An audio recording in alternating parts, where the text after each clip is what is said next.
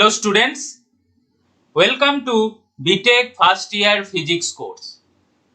In the last lecture, we have discussed about system of mass particles in a nutshell. Then importance of center of mass and different important theorems which governs the dynamics of the system of mass particles. Right? Now today I shall discuss about degrees of freedom. Now, why one should study degrees of freedom? Because it has tremendous importance in the analysis of dynamics or movement of mass system in physics as well as different areas of engineering such as mechanical, structural, aerospace engineering, robotics, etc. It also helps to find out thermal energy and specific heat of any system. Okay. Now let's understand how will we define degrees of freedom. The degrees of freedom is defined as the number of independent coordinates required to define the position and orientation of the system. Okay. And more precisely, we can say that the number of degrees of freedom is actually equal to the number of generalized coordinate. Okay. Now let's understand that. So this is the example we have already discussed in constant motion, right? Here the position of the ball on the sphere can be described by theta and phi coordinates. And these are called generalized coordinate.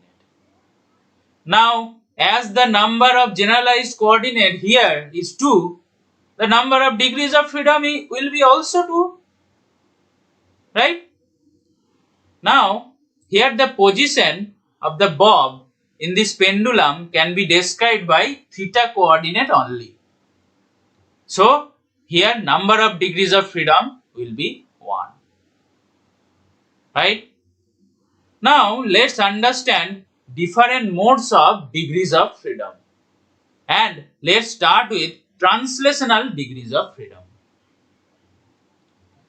Now, suppose a free particle or a monoatomic gas particle is moving in three-dimensional space. And at a particular instant, the direction of movement of the particle is shown here by these arrows.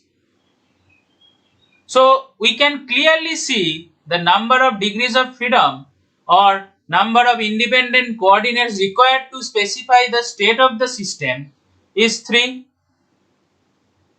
Now, for two particle system, the number of degrees of freedom will be 6 because here total 6 number of independent coordinates are required to specify the state of these two particles, right?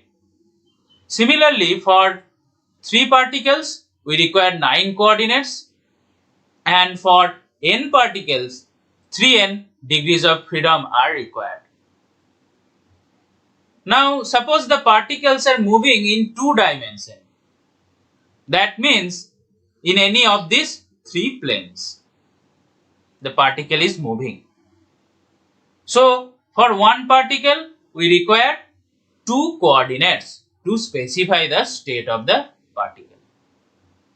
And for 2 particles, we require 4 coordinates. And similarly, for 3 and n number of particles, we need to consider 6 and 2n number of degrees of freedom. Right? Now, here we can see one important point, and that is the number of degrees of freedom will be less than 3n if the system is constrained to move. Right? Now, let's understand the other modes of degrees of freedom. Till now, we have understood translational degrees of freedom of single atom. and we require 3 translational degrees of freedom.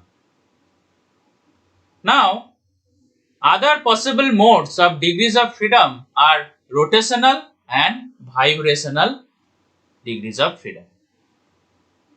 And for monoatom, they are absent, right? Now, for diatom and triatom of linear and non-linear orientation, we have 3 translational degrees of freedom for each case. For diatom, rotational degrees of freedom is 2, and also for linear triatom, rotational degrees of freedom is 2. But for non-linear triatom, 3 rotational degrees of freedom are required to describe the motion of the atom. Now, for diatom, vibrational degrees of freedom is 1. And for non-linear triatom, 3 vibrational degrees of freedom. And for linear triatom, 4 vibrational degrees of freedom are required to specify the state of the system. Right?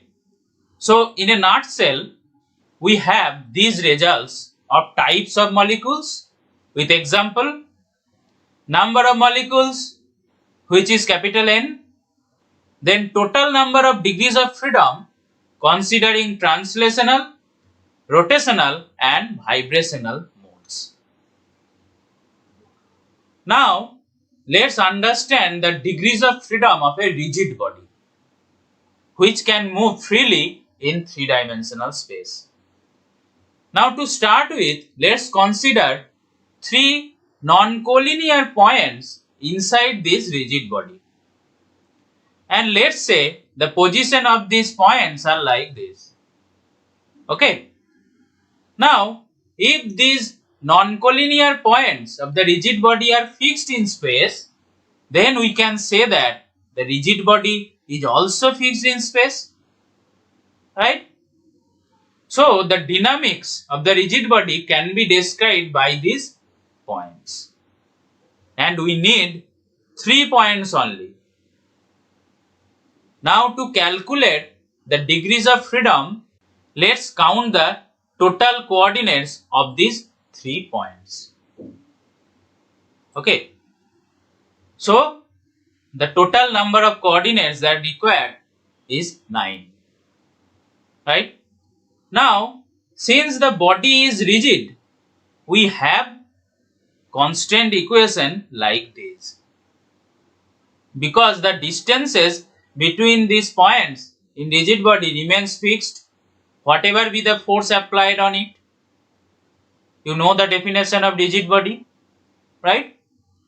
As a result, to describe the motion of the body, only 6 independent coordinates are sufficient because any 3 coordinates can be expressed in terms of remaining 6. Right? So, if we consider x1, y1, z1, then it can be expressed in terms of other 6 coordinates x2, y2, z2 and x3, y3, z3. Right? So, there are total 6 degrees of freedom are possible in rigid body. We can calculate the degrees of freedom of a rigid body in different way also. So, here the translational degrees of freedom of this rigid body is 3. Now, how you can calculate? So, the rigid body can be moved along x direction, y direction and z direction. So, that's why the translational degrees of freedom is 3. And rotational degrees of freedom is also 3. So, it can be rotated about x axis, y axis and z axis. So, total there are 6 degrees of freedom by which we can define the dynamics of a rigid body. Okay. So, degrees of freedom of a rigid body is 6. Now, let's see another example. So, the degrees of freedom of a rigid body which can move freely in 2-dimensional space. So, here the degrees of freedom in the first problem, the degrees of freedom of this rigid body, and this rigid body is moving in 3 dimension space. but here this rigid body is moving in two-dimensional space. Okay, so here the rigid body can be translated along x-axis, also it can be translated along y-axis, and it can be rotated about its centroid. Means if we consider a axis through that centroid, then the rigid body can be rotated about that axis. So we have 3 degrees of freedom.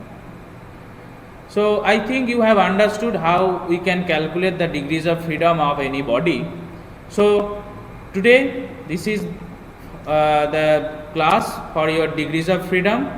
See you in the next class.